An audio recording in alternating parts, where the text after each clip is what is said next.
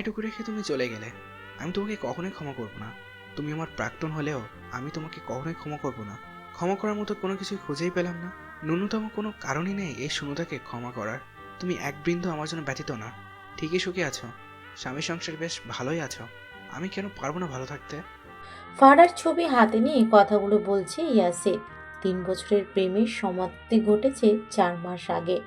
ভার্সিটির second year থেকে শুরু হয় প্রেম। সমবয়সী প্রেম হলেও দুজনের মাঝে তুমি তুমি সম্পর্ক। কেউ কাউকে তুই বলে সম্বোধন করেনি।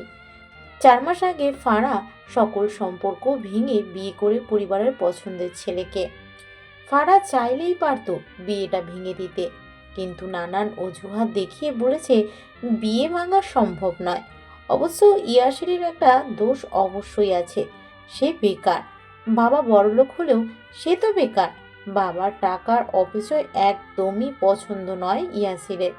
তাই বড়লোক বাবার লাখ টাকা খরচ করে গার্লফ্রেন্ডকে গিফট করা হয়নি। মাঝে মাঝে ছোট ছোট ফাংশন করতো সে। গানের গলা বেশ ভালো, আর সেই টাকা দিয়েই গার্লফ্রেন্ডকে নিয়ে ঘোরাঘুরি হতো। এইসব নিয়ে ফারা কখনো অভিযোগ করেনি। তবে হঠাৎ করেই পরিবর্তন হয়ে গেল। ছেলের বড় চাকরি দেখে লোভ জেগেছে হয়তো। নিজেকে ঘরবন্দি করে রেখেছে ইয়াসার। মেয়েদের সম্পর্কে বদ্ধমূল ধারণা জমেছে, সব মেয়েরাই হয়তো টাকার পাগল। এমনই এক ধারণা নিয়ে ঘরবন্দি হয়ে চলে গেল 4 4টে মাস। ছেলের ভবিষ্যৎ নিয়ে চিন্তাগ্রস্ত রাবেয়া খাতুন। স্বামী প্রবাসী। এতদিন ছল ছাতুরি করলেও আজ আর নিজেকে ধরে রাখতে পারলেন না। ঝমঝমে কেঁদে উঠলেন। বলে দিলেন গত 4 মাসের কথা। রাবেয়ার কথা শুনে রাইসুল শেখ তখনই সিদ্ধান্ত নেন দেশে ফিরবেন। দু চোখের পানি মুছেন রাবেয়া। খাবার হাতে আসেন ছেলের রুমে। অন্ধকার গুমোট এক রুম, যে রুমে চারপাশ জুড়ে রয়েছে ওয়াইনের গন্ধ। গা গুলিয়ে আসে রাবেয়ার। পুরো ঘরময় ছড়িয়ে আছে সিগারেটের শেষ অংশ। বদ্ধ ঘরে দম নেওয়া কষ্টসাধ্য। এক ফোঁটা আলো প্রবেশের সুযোগ নেই। ব্যালকনির ডোর খোলা হয় না 4 মাস যাবৎ। খানিকটা পাগলের মতোই অবস্থা ইয়াসিরের। সুপের বাটি রেখে এগিয়ে আসেন রাবেয়া। দুহাঁটুর মাঝে মুখ গুজে মেঝেতে বসে আছে ইয়াসির। গালে খোঁচা খোঁচা দাড়িগুলো বেশ বড় হয়ে গেছে। চুল না কাটায় চুলগুলো কেমন বিদঘুটে লাগছে। বোধহয় শ্যাম্পু করা হয় না কয়েক মাস। ছেলের মাথায় হাত বুলিয়ে রাবেয়া বললেন, আর কতদিন এভাবে থাকবি বলতো? জানি না।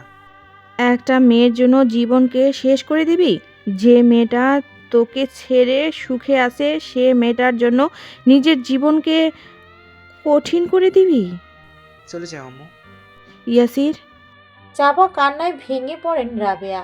মায়ের দিকে এক পলক তাকায় ইয়াসির। রাবেয়া বেশ শুকিয়ে গেছেন। চিন্তায় চোখে মুখে কালি জমেছে। বিপর্যয় অবস্থায় কান্না যেন অশরীরী রূপ দিয়েছে। ইয়াসিরের বুক ধক করে ওঠে। সে বলে, এই কি অবস্থা করেছো আম্মু? আম্মু বলে সম্বোধন করবি না আমায়? তোর আম্মু মরে গেছে? আঁচলে মুখ গুজে চলে যান রাবেয়া। খোলা দরজার দিকে তাকিয়ে থাকে ইয়াসির। শূন্যতার মায়া তাকে শেষ করে দিচ্ছে। পেটে খিদে থাকায় উঠে দাঁড়ায়। ভালো খারাপ যেভাবেই হোক জীবন চলে যায়। তবে যে যন্ত্রণা বয়ে বেড়াতে হয় তা কখনোই যায় না, লাঘব হয়। তবে কোনো এক অন্ধকার রাতে পুরনো স্মৃতিগুলো অশ্রু হয়ে ঠিকই ধরা দেয়। বহুদিন পর আজ ফোন হাতে নিল ইয়াসির। পাওয়ার অন করে ফেসবুক আইডি লগ ইন করতেই নোটিফিকেশনে কান ঝাঁঝিয়ে ওঠে। দুহাতে কান চেপে রাখে। মিনিট 5 পর সমস্ত নোটিফিকেশন শেষ হয়ে ফোন স্থির হয়। মেসেজ অপশনে কয়েকশো মেসেজ। নোটিফিকেশনের অবস্থা আরও বাজে। পেজের উপরের স্ক্রিনে 1000+ নোটিফিকেশনের লাইক। কোনো দিকে পাত্তা দেয় না ইয়াসি। নিউজ ফিডে চোখ যেতেই ভেসে ওঠে ফারা ও তার হাজবেন্ডের কাপল পিক। আজকেই আপলোড করেছে। ক্যাপশনে লেখা, আমাদের পুচকে আসার অপেক্ষায়। কয়েক সেকেন্ড থম মেরে থাকে ইয়াসির। কিছু মুহূর্ত পর বুঝতে পারে ফারা প্রেগনেন্ট। বুকে চাপা কষ্টটা তীব্র গতিতে হৃদয়কে আঘাত করে। চোখ দুটো অশ্রুতে সিক্ত হয়। ভেজা পল্লব মেরে দিয়ে তাকায় ফোনের স্ক্রিনে। ফারহার হাসিমাখা মুখটা বারবারই প্রিয়, তবে আজ বিষাক্ত লাগছে। পৃথিবীর সব থেকে নিকৃষ্ট নারী মনে হচ্ছে ফারা নামের বিষাক্ত নারীটিকে, যাকে ভালোবেসে অর্ধমৃত সে। নিজেকে ধরে রাখতে পারে না ইয়াসির। ফোনটাকে আছড়ে মেরে কয়েক টুকরো করে নেয়। দেওয়ালের সাথে লাগিয়ে রাখা গিটার নিয়ে পুরো রুমের জিনিসপত্র ভেঙে ফেলে। কাঁচ ভাঙার আওয়াজে ছুটে আসেন রাবেয়া আর রাইসুল। গত 3 মাস ধরে ছেলেকে অনেক বুঝিয়েছেন। ছেলের উত্তর ছিল হেয়ালিপনায় ভরা। কিছুদিন আগে মাস্টার্সের ফাইনাল এক্সাম হয়ে গেল। বন্ধুরা কয়েকবার এসেছে বোঝাতে, প্রতিবারই ব্যর্থ হয়ে ফিরে গেছে। চোখের জলে বুক ভাসায় রাবেয়া। রক্তাক্ত শরীরে বসে আছে ইয়াসির। ছুটে আসেন রাইসুল, ছেলেকে বুকে জড়িয়ে বলেন, ইয়াসির বাবা আমার, মরে যাবি তুই। নিজেকে শেষ করে দিয়ে আমাদের জীবন্ত লাশ বানিয়ে দিচ্ছিস। আমাকে মরতে হবে আম্মু। সুনতার মায়া আমাকে শেষ করে দিয়েছে। I hate her for ever and ever and ever. কথা শেষ করতে পারে না ইয়াসির। আধো আধো বলিতেই জ্ঞান হারায়। রাবেয়া চিৎকার করে ওঠেন। ছেলের করুণ অবস্থা তাকে দগ্ধ করে। রাইসুলের চোখে পানির ধারা নামে। একমাত্র প্রিয় পুত্রকে হারিয়ে ফেলার ভয় জাগে। হসপিটালের বেডে শুয়ে আছে ইয়াসির। একটু আগেই তার জ্ঞান ফিরেছে। হাতে ব্যান্ডেজ করা। অধিক ক্ষতটা হাতের উপর দিয়েই গেছে, তবে শরীরের বেশ কিছু অংশে হয়েছে ছোট ছোট ক্ষত। হাতে ক্যানেলা বাঁধা দেখে ভ্রু কুঁচকে তাকায়। কপালে ভেসে ওঠে সরু কয়েকটি ভাঁজ। এক হাতের আঙুলের সাহায্যে টান মেরে ক্যানেলা খুলে ফেলে ইয়াসির। কপাল হাতড়িয়ে বুঝতে পারে ব্যান্ডেজ করা। আশেপাশে কেউ নেই, সেই সুযোগে কেবিন থেকে বেরিয়ে আসে সে। কেবিনের বাইরে করিডোর দিয়ে চলে আসে হসপিটালের মেইন গেটে। তখনই চোখ যায় ওয়েটিং চেয়ারে বসে থাকা ফারহার দিকে। দু চোখের কোণ দিয়ে এক ফোঁটা অশ্রু গড়ায়। মুখ দিয়ে উচ্চারণ করে, ফারহা। তৎক্ষণাৎ মাথায় আসে এই মেয়েটা তার ফারা নয়, এ যে অন্যের বউ, অন্যের বাচ্চার মা। তার ছিলে রেখা ফুটে ওঠে অধর কোণে। দরজার ঠেলে বেরিয়ে আসবে ঠিক তখনই চোখাচোখ হয় দুজনের। নিষ্পলক তাকায় ফারহা। বহুদিন পর প্রাক্তনের সাথে দেখা হতে অস্বস্তি হয়। ধীর পায়ে এগিয়ে আসে সে। ইয়াসিরের ইচ্ছে হয় চলে যেতে, তবে সে যায় না। মাটি কামড়ে দাঁড়িয়ে থাকে। ফারহা হাসার চেষ্টা করে বলে, আমাকে ক্ষমা করে দিও ইয়াসির। ক্ষমা?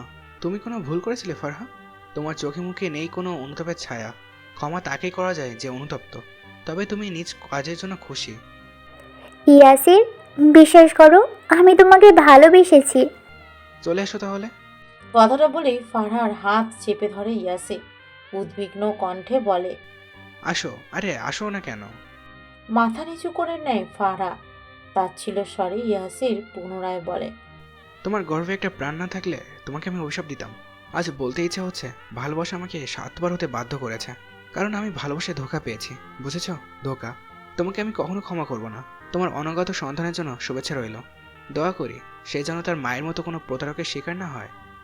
কথাটা বলেই বেরিয়ে যায় ইয়াসির। এক পলকের জন্য ফিরে তাকায় না সে। অন্যের স্ত্রীর দিকে প্রেমের দৃষ্টিতে তাকানোর মতো বিশ্রী অনুভূতি তার নেই। ঠিক করে বিকলাঙ্গের মতো আচরণ করবে না সে। কার জন্য পাগলামি করবে? যে ওকে ঠকিয়েছে তার জন্য? প্রতারকের জন্য পাগলামি করা মানে প্রতারককে সাপোর্ট করা। একদলা থুথু ফেলে ইয়াসির বলে, যে ভালোবাসা টাকায় কেনা যায় সে ভালোবাসা আমার না হোক। প্রিয় ভালোবাসা অপ্রিয় প্রাক্তন হোক। ইয়াসির হসপিটাল থেকে বাসায় ফিরেছে আজ 20 দিন হতে চলেছে। ক্ষণে ক্ষণে বুঝে গেছে ইয়াসির, বেইমানের জন্য অশ্রু ফেলা আর অপাত্রে কন্যাদান সমান কথা। তবে কিছুতেই স্বাভাবিক হতে পারছে না সে। মনের গহীন থেকে দীর্ঘশ্বাস আর লুকায়িত কষ্টগুলো হৃদয়কে ছিন্ন ভিন্ন করে দেয়। পারে না শান্ত হতে। একা একটা বদ্ধ ঘরেই যেন শান্তি। ঠিক শান্তি নয়, কষ্ট লুকানোর চেষ্টা, ব্যর্থ চেষ্টা। ঘরের দরজায় নখ পড়তেই পিছন ফিরে তাকায় ইয়াসির। রাইসুলকে দেখে উঠে বসে। যথাসম্ভব সিগারেটের শেষ অংশ কুড়িয়ে বসার স্থান করে দেয়। ইয়াসিরের মাথায় হাত বুলায় রাইসুল। কষ্টে বুক ফেটে যাচ্ছে তার। দুঃখ একটাই, নিজের এত সম্পত্তি থাকতেও তার ছেলের গার্লফ্রেন্ড টাকাওয়ালা ছেলের ঘরে বাসা বেঁধেছে। বুক ভাঙা আর্তনাদ আসে তার। দীর্ঘশ্বাস লুকিয়ে বলল, ঘর থেকে বেরিয়ে আয় বাবা, বাইরের জগৎটা একটু দেখ। সবাই মানিয়ে নেওয়ার চেষ্টায় আছে, তুই কেন আটকে গেলি বাবা? শূন্যতা লাঘবের জন্যই শূন্যতাকেই খুঁজে আব্বু। তুমি এত ভেবো না, তোমার ছেলে এত সহজে মরবে না। কই মাছে যান। ইয়াসিন, আমার সাথে কথা বলবে না আব্বু, শুধুই কষ্ট পাবে। পাঞ্জাবির হাতাতে চোখ মুছেন রাইসুল। ইয়াসিরের দিকে সিক্ত নয়নে তাকিয়ে চলে যান। মিনিট পাঁচেক পর উঠে আসে ইয়াসির। নতুন ফোনটা ওপেন করে মেমোরি লাগিয়ে নেয়। গ্যালারিতে যেতেই ভেসে আসে নিজের গাওয়া গান। গিটারের শব্দে চোখ বন্ধ করে নেয় সে। প্রিয় সুরের তালে মাথা ঝিমিয়ে আসে। বুকে বাজে স্বপ্নের গান। নিজের স্বপ্নকে আঁকড়ে ধরার উদ্দীপনায় বুক কাঁপে। ঝনঝনিয়ে বাজে বাঁশির শব্দ, সাথে হৃদয় কাঁপানো ভায়োলিনের সুর। ড্রাম কিট বা ট্রাফসেটের ভারী আওয়াজে হৃৎপিণ্ড নেচে ওঠে। ট্রম্বনের খুশির আওয়াজ, সাথে পিয়ানোর মাতাল করা আওয়াজ। পুরনো দিনে ফিরে যায় ইয়াসির। নিজের করা লিরিক্সের সাথে ঠোঁট মিলায় সে। ভালো লাগায় বুক শিরশিরে অনুভূতি হয়। হঠাৎ তার হারিয়ে যাওয়া জ্ঞান ফিরে আসে। মিউজিক অফ করে দুহাত পিছিয়ে যায়। এ কি হচ্ছিল তার সাথে? স্তব্ধ হয়ে যায় চোখ দুটো। ধীর পায়ে আগায় গিটারের দিকে। ভেঙে যাওয়া গিটারে হাত বুলায় সে। নিজের প্রাণকে ভেঙে ফেলেছে ভাবতেই কষ্ট হয়। পরপর চুবু খায় সেই ভাঙা গিটারে। যত্ন করে তুলে রাখে কভার্ডে। শিশির বাজার শেষ বিকেলে লাল আলো জানালার ফাঁক ফোকর গলে ঢুকে যায় ঘরে। রাঙিয়ে দেয় ইয়াসিরের দুটি হাত। প্রাণ ভরে নিঃশ্বাস ফেলে এগিয়ে যায় জানালায়। পর্দা মেলে দিতেই শেষ বিকেলের আলো এসে লাগে চোখে মুখে। অজান্তে ঠোঁটে হাসি ফুটে। বিধ্বস্ত চেহারায় সেই হাসি যেন গোবরে জাগা পদ্ম ফুল।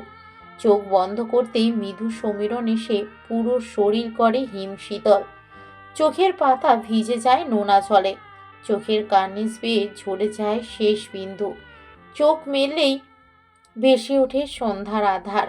ভারী অবাক হয় ইয়াসির। এই তো দিন ছিল, রাত হলো কেমন করে? ধীরে ধীরে পুরো শহরের কর্মব্যস্ত মানুষগুলো এগিয়ে চলে। শুধু থমকে থাকে ইয়াসির। এক মুহূর্তের জন্য মনে হয়, আমি কেন পিছিয়ে আছি? এভাবে গুটিয়ে থাকা মানেই তো হেরে যাওয়া। ইয়াসির জায়হান কখনো হারতে পারে না, ভেঙে যায় সে। তবে উঠে দাঁড়ানোর ক্ষমতা আছে তার। রাতের আধারকে সাক্ষী রেখে শপথ করে সে, আর হেরে যাবে না। এগিয়ে যাবে সকল শূন্যতাকে বুড়ো আঙ্গুল দেখিয়ে। যে মায়া নিজেই থাকতে চায় না, তাকে ধরে রাখা মানে নিজেকে শাস্তি দেওয়া। জিতেও হেরে যাওয়ার মাঝে নেই কোনো কৃতিত্ব। ইয়াসির শুনতে পায় কিছু আওয়াজ। হৃদয় থেকে ভেসে আসা আওয়াজের সাথে জুড়ে যায় প্রকৃতির মায়া। তারা যেন কানে কানে এসে বলে যায়, এগিয়ে যাও, শূন্যতার মায়াকে হারিয়ে দাও, রাতকে ম্লান করে ভোরকে টেনে নাও, তবেই তুমি সফল। সারা রাত কেটে যায় ব্যালকনিতে। রাতকে ম্লান করে হয় ভোর, এক নতুন ভোর। যে ভোরে উদ্দীপনা নিয়ে প্রবুদ্ধ হয় ইয়াসির। চোখে মুখে তৃপ্তি হাসি। লম্বা করে শ্বাস নেয় সে। স্বচ্ছ বাতাসে বেড়ে যাওয়া লম্বা চুলগুলো ওড়ে। বা হাতের সাহায্যে চুলে হাত বুলিয়ে রুমে আসে। ফ্রেশ হয়ে সোজা যায় ডাইনিংয়ে। রাবিয়া খাবার সাজাচ্ছেন। ছেলেকে দেখে চমকে যান। দারুণ এক হাসি দিয়ে ইয়াসার বলে, গুড মর্নিং আম্মু, দ্রুত নাস্তা দাও, সেলুনে যাব। অবাক হয়ে যান রাবেয়া। মুখ দিয়ে কথা বের হয় না। ইয়াসার উঠে গিয়ে রাবেয়াকে জড়িয়ে ধরে। ঘাড়ে মাথা রেখে হেসে বলে, কি হলো আম্মু, খাবার দাও। এই অ্যাসিডকে ভালো লাগছে না, সেই আগের মতো হয়ে গেছে আমি। রাবেয়ার দু চোখ দিয়ে জল গড়ায়। অস্ফুট স্বরে বলে, শুনছো, তোমার ছেলে ঠিক হয়ে গেছে। আমার ইয়াসির আগের মতো হয়ে গেছে। দেখো সবাই আমার ইয়াসির। চাপা কান্নায় ভেঙে পড়েন তিনি। ছেলের গায়ে হাত রেখে চুমু খান।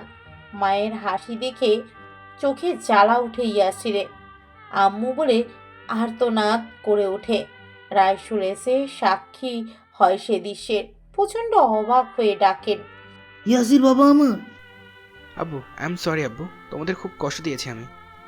রাইসুলকে জড়িয়ে ধরে কথাগুলো বলে সে। কান্নায় রমরমা হয়ে উঠে পুরো বাসা।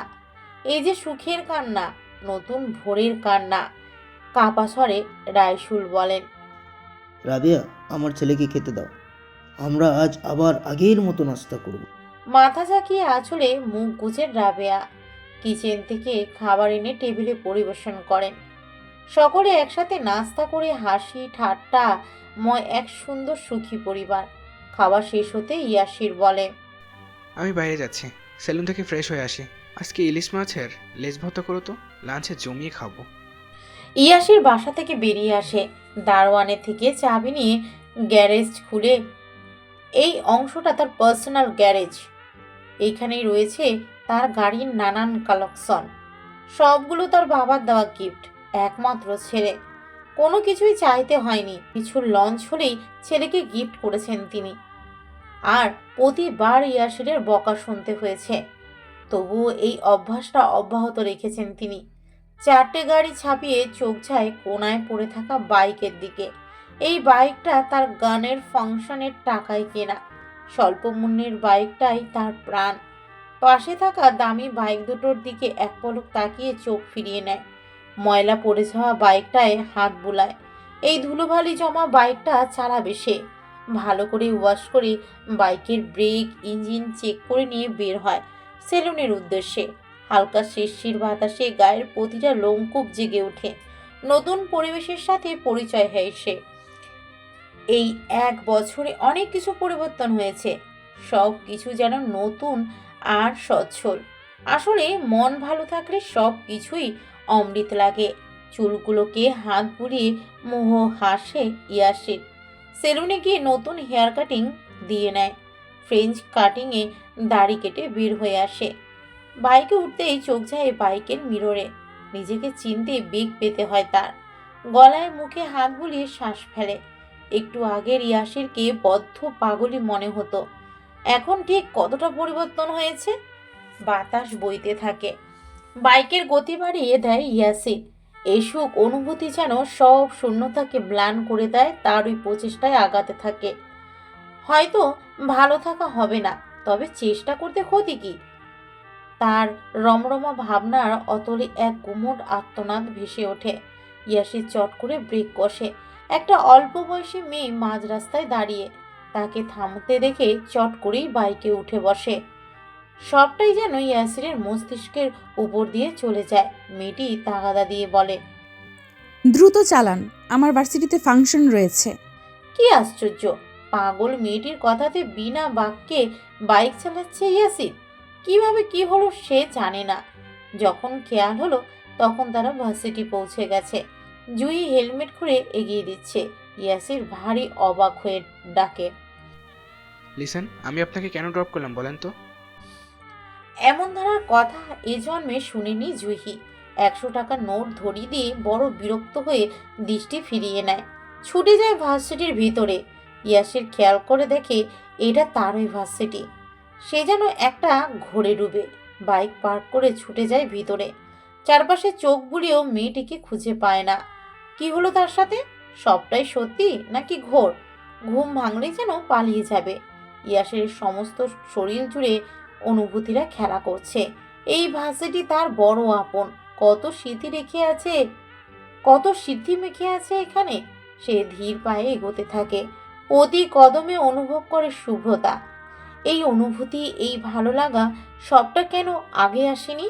কেন বুঝেনি সে? জীবন থেকে একটি বছর শেষ হওয়ার পর কেন মনে হলো শূন্যতার মায়া ধরে থাকা উচিত হয়নি? ইয়াসির গভীর ভাবনায় বোধ। অমন সময় চারপাশ থেকে আওয়াজ শোনা গেল। মাঠের মধ্যে ভিড় জমেছে। ইয়াসির সেদিকে এগোলো। দেখলো সেই মেয়েটা মাইক্রোফোন হাতে নিয়ে কথা বলছে। তবে কি বলছে সে যেন বুঝলো না। কেমন একটা সম্মোহন অনুভব হচ্ছে। মনে পড়ছে পুরোনো দিনের কথা। একই সাথে ভালো লাগা কাজ করছে, আবার খারাপ লাগাও কাজ করছে। জ্বলছে দু চোখ।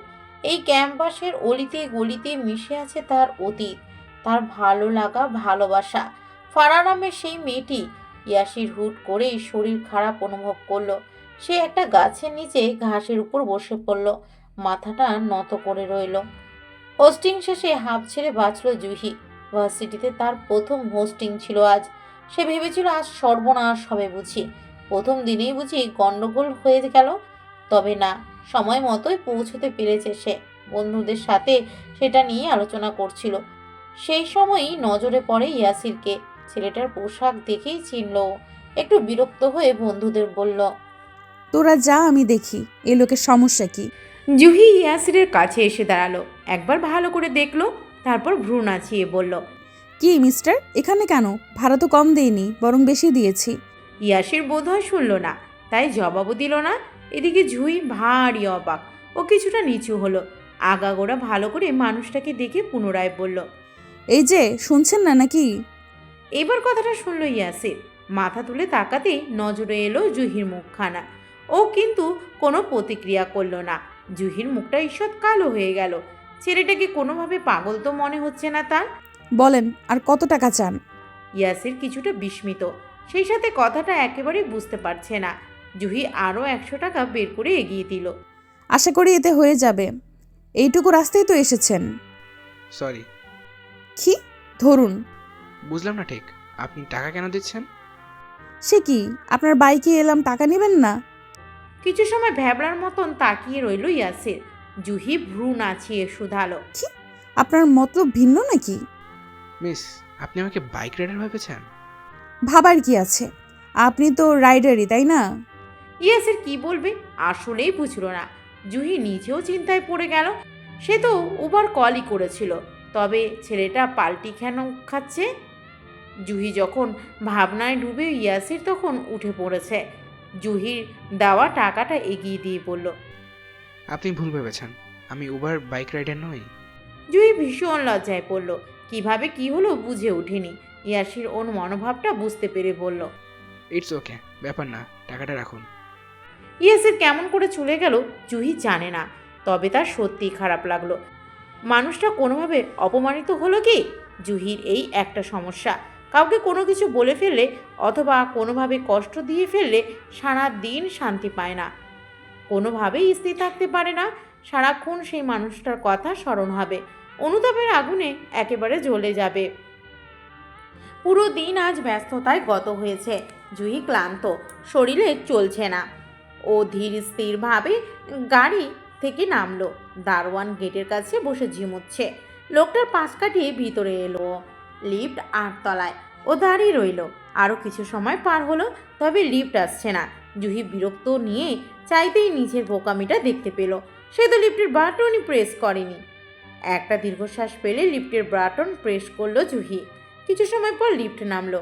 বড় ক্লান্ত সে, মাথা ঘুরছে যেন, চোখ বন্ধ করা ছিল। হুট করেই মনে হলো পুরো লিফট ভেঙে পড়ে যাচ্ছে। অসম্ভব শব্দে চিৎকার করে উঠল জুহি। ও চিৎকারে পাশে থাকা ব্যক্তিটাও যেন ভয় পেল। জুহি ভয়ে প্রায় কান্না করে দিল। হুট করে প্যানিক করা তার স্বভাবের মধ্যে পড়ে। তার চোখ মুখের অবস্থা হলো বেহাল। তারপর কেটে গেল কিছু সময়। জুহি বুঝলো সে কারো শার্ট খামচে আছে। খেয়াল হতেই ছিটকে সরে গেল। ইয়াসির কিছুটা বিরক্ত, দ্বিধান্বিত। দুজনেই দুজনের মুখশ্রী দেখে একযোগে বলল, আপনি? তারপর আর কেউই উত্তর দিল না। কারেন্ট চলে গিয়েছিল, তাই থেমে গিয়ে নিচতলায় এসে লিফটের দরজা খুলে গেছে। দুজনেই নেমে পড়ল। কেউ কোনো কথা বলল না। অন্ধকারে ফোনের ফ্ল্যাশ চালিয়ে পাশাপাশি চলছে দুজন। কেউ কোনো বাক্য বলছে না, কেবল সিঁড়ি বেয়ে উঠে চলেছে। অথচ দুজনের মনেই প্রশ্ন, কিন্তু কিন্তু অদৃশ্য এক কারণেই কেউ কোনো প্রশ্ন ব্যক্ত করতে পারছে না। ওরা দুজনেই 9 তলায় এসে থামলো। এবার দুজন দুজনের দিকে তাকালো, কারণ তারা একই তলায় এসে থেমেছে। জুহি একটু সচেতন হয়ে কলিং চাপলো। দরজা খুলে গেল মুহূর্তেই। জুহি পিছন ফিরতেই দেখলো ইয়াসির কারোর সাথে ফোনে কথা বলছে। তারপর ঘটনা পুরোটাই অপ্রত্যাশিত। হাত মুখ ধুয়ে এসে জুহি দেখলো সোফায় বসে আছে ইয়াসির। কারেন্ট চলে এসেছে। অন্ধকার হলে না হয় ভুল দেখেছে বলে চোখ কচলাতো, তবে এখন তো ভুল কিছু নয়। স্বয়ং ইয়াসির বসে আছে। তার সামনে নাস্তা রাখা। আমার কিরে, বোন, আমার প্রাণ, খাচ্ছিস না কেন? দায়িত্বটা বাক্যটি পালন শেষ করে করতে সোফার দিকে এগিয়ে গেল কার্পণ্য জুহির করিস ভাই না, জোহান। ইয়াসির। ইয়াসির মৃদু হেসে বলল। এই তো তোর জন্য অপেক্ষা করছিলাম। জুহির মনে হলো আজকে সবটা ভ্রম। এই লোক, এই বাড়ি, ভার্সিটির অনুষ্ঠান। সে সত্যিই ভয় পেয়ে গেল। মাথাটা কেমন করতে লাগলো।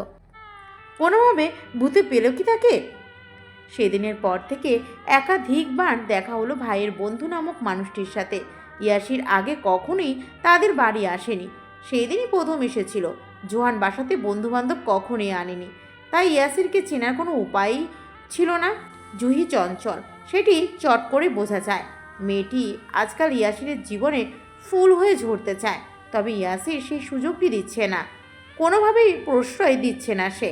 জুহি এক রাশ মন খারাপ নিয়ে মাঝ রাস্তায় দাঁড়িয়ে। এ পথ দিয়ে যাবে ইয়াসির, সে ঠায় দাঁড়িয়ে রইল। 1 মিনিট 2 মিনিট করে পাক্কা 30 মিনিট দাঁড়িয়ে রইল সে। ইয়াসির মেয়েটিকে দেখতে পেয়ে বাইক থামাতে বাধ্য হলো। কিছুটা ধমকের সুরে বলল, এখানে কেন? আপনি আমায় ইগনোর কেন করেন? সেটা নিশ্চয়ই তোমার বোঝার কথা। বুঝি, তবে নিজের খামতিটুকু নজরে আসছে না।